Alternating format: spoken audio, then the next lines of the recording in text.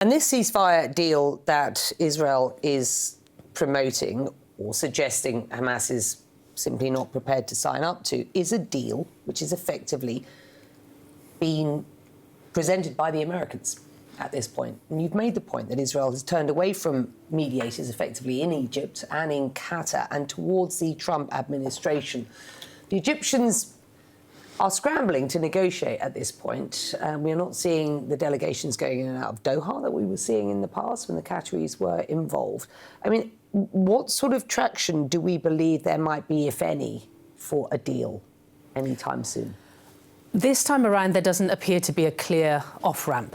There was before, as you said, we had Qatar, we had Egypt, who had sway, who had the power of mediation, and that was, of course, under the former US President Joe Biden, who also had empowered these mediators. The Israeli Prime Minister is bypassing that entire process. He doesn't feel the need to go to Qatar or to Cairo and try and secure a deal with Hamas that way, because his path forward, as far as he's concerned, is with the US President Donald Trump. There's an argument to be made that as soon as the US President said a plan could be to displace more than 2 million people from Gaza and create, as he called it, this Riviera of the Middle East, then the mediation was over. The deal, the ceasefire hostage deal, had effectively been shelved because there was this other option that was going to be far more pliable to what the Israeli Prime Minister wanted. So at this point, it's very difficult to see where the path for another ceasefire lies.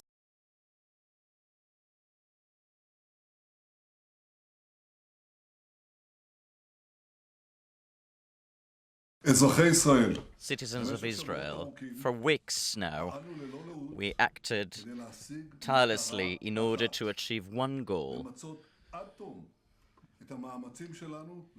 to bring back all the efforts to return our hostages.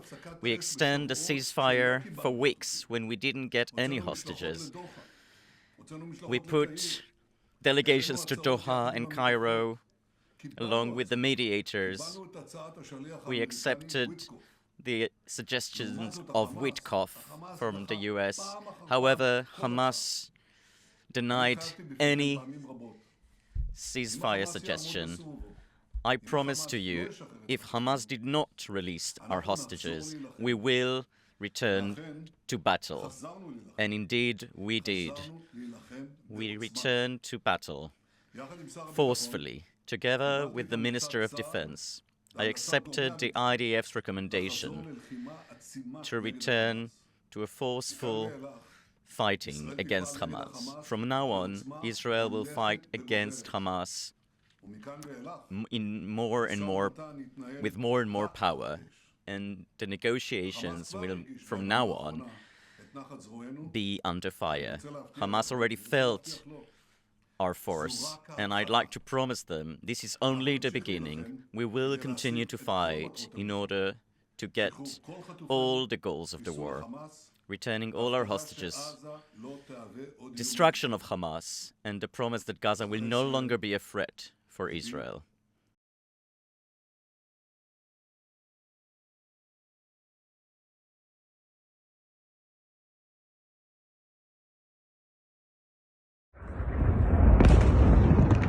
Israeli airstrikes once again pounding Gaza, marking the end of a 2-month ceasefire and a return to the sights and sounds of war.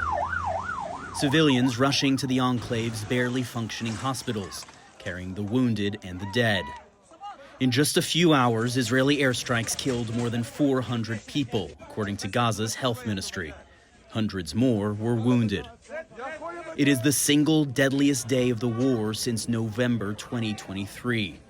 And once again, children among the victims.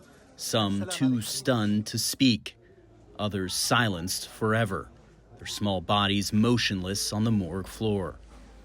Israel says it targeted Hamas commanders, officials, and infrastructure, launching the strikes because of Hamas's refusal to release more hostages.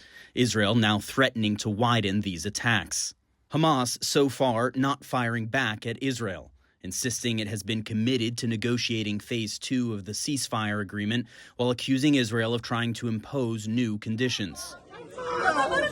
In the daylight, the scale of the devastation becomes all too clear. Hazem al-Janad was preparing a pre-fast meal for her family when the missiles hit the school they were sheltering in east of Gaza City. 16 of her relatives were killed, the youngest just 2 years old.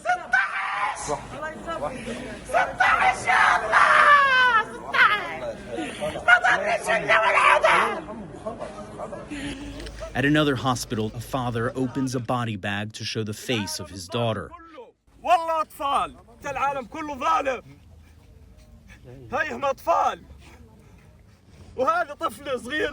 Hamas and Palestinian Islamic Jihad acknowledge a number of their militants and officials were killed in the overnight strikes. But a doctor at one hospital in Gaza City told CNN the majority of cases she had seen were children.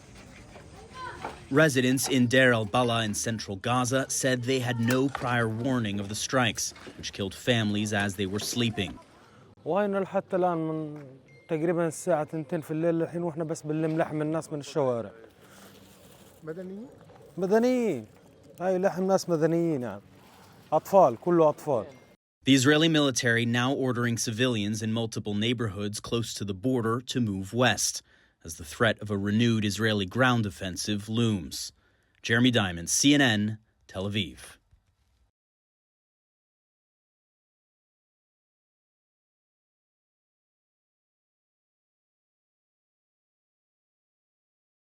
What has happened, I suppose, over the past 24 hours or so since the Israeli government relaunched, in effect, a full-scale attack again on Gaza, is it's motivated more people to join the protests. And I was speaking to a lady in the crowd here who was telling me she was here for many reasons, worried about the democracy in the country, worried about the hostages who are still in Gaza.